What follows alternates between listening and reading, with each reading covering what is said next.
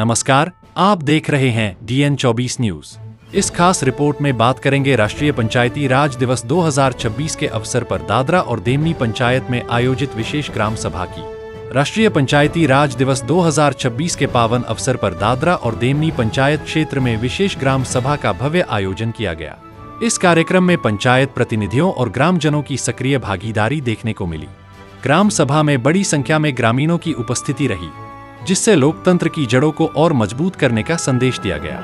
इस अवसर पर दादरा पंचायत की सरपंच भारतीबेन हलपति, देमनी पंचायत की सरपंच सुमित्राबेन पटेल, दादरा पंचायत के उप सरपंच विकी भाई पटेल और देमनी पंचायत के उप सरपंच अमृत भाई पटेल मुख्य रूप से उपस्थित रहे। कार्यक्रम में पंचायत सदस्य कंचनबेन पटेल, भाविनीबेन शाह, अमिताबेन हलपति तथा देमनी पंचायत के सदस्य धर्मिष्ठाबेन पटेल, सरिताबेन पटेल, भानुबेन पटेल और अनिशाबेन पटेल सहित बड़ी संख्या में ग्रामजन भी शामिल हुए।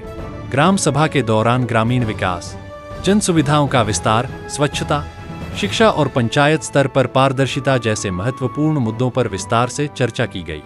साथ ही पंचायत प्रतिनिधियों ने क्षेत्र के विकास के लिए मिलकर कार्य करने का संकल्प भी लिया। इस कार्यक्रम ने यह स्पष्ट कर दिया कि स्थानीय स्वशासन की मजबूती ही सशक्त भारत की नींव है। ऐसी ही महत्वपूर्ण खबरों के लिए जुड़े रहिए DN 24 न्यूज के साथ। वीडियो को लाइक करें, शेयर करें और चैनल को सब्सक्राइब जरूर करें। DN 24 न्यूज, आपकी आवाज, आपकी खबर। पंचायत राजનો જે સ્થાપના દિવસ થયો હતો તે પછી પંચાયત રાજ અમલમાં આવ્યું અને આપણે બધા એમાં સાથે મળીને કામ કરવાનું છે અને સાહેબે કીધું તેમ આજે 24/4/2024 આજના દિવસે આપણે પંચાયત રાજનો સ્થાપના દિવસ છે। આજે એની આપણે ઉજવણી કરી રહ્યા છે, કારણ કે આમ જોવા જાય તો ગ્રામ સભામાં લોકો ઘણા જોયા। ગ્રામ સભા એટલે દાદરા ગામની ગ્રામ સભા અને પંચાયતની ગ્રામ સભા છે। આ ગ્રામ સભામાં જે પણ મુદ્દા હોય, જે બી મુદ્દા મૂકે એ મુદ્દાને અમલમાં લેવામાં આવે ને એ મુદ્દા જે મુકાય એના પર વધુ ધ્યાન આપવામાં આવે ને એ આગળ જઈને એ જ કામ કરી શકે, કેમ કે ગ્રામ સભા એટલે ગામ લોકોનો મુદ્દો કહેવાય।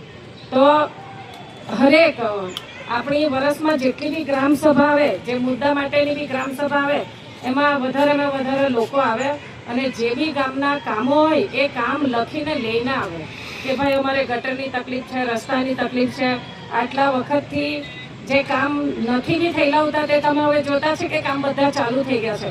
રસ્તાના ચાલુ થઈ ગયા, ગટરના ચાલુ થઈ ગયા। જે બી કોઈને આવવા જવા માટે કાચો રસ્તો પણ જોઈતો હોય તો એ પણ અમે નરેગામાં ચાલુ કરતા છે।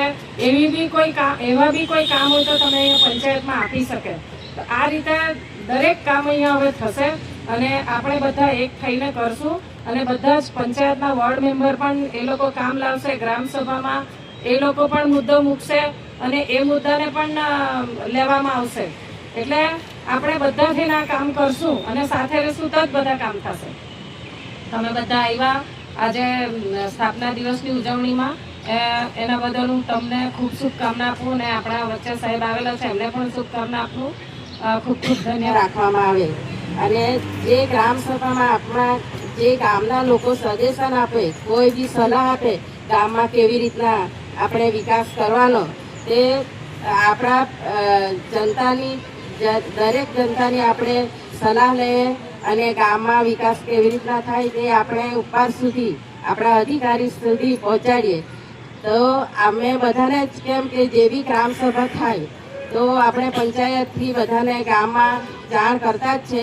તો વધારેથી વધારે સંખ્યામાં આપણે ગ્રામ સભામાં હાજર રહીને આપણા ગામમાં ખૂણે ખૂણે કેવી રીતના વિકાસ કરવાનો તે અમને તમારે સહયોગ તમારે આપવાનો। તો અમે પણ તમને સહયોગ આપીને અમે ઉપર સુધી આ ઠરાવ પહોંચાડીએ કે આ ગામના વિકાસ કેવી રીતના થાય, શું તકલીફ થાય। આ આપણા પંચાયત રાજમાં આપણે લોકતંત્ર આપણાને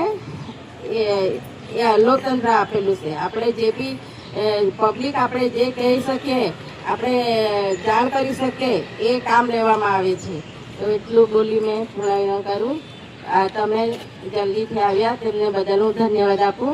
જય હિન્દ, જય ભારત।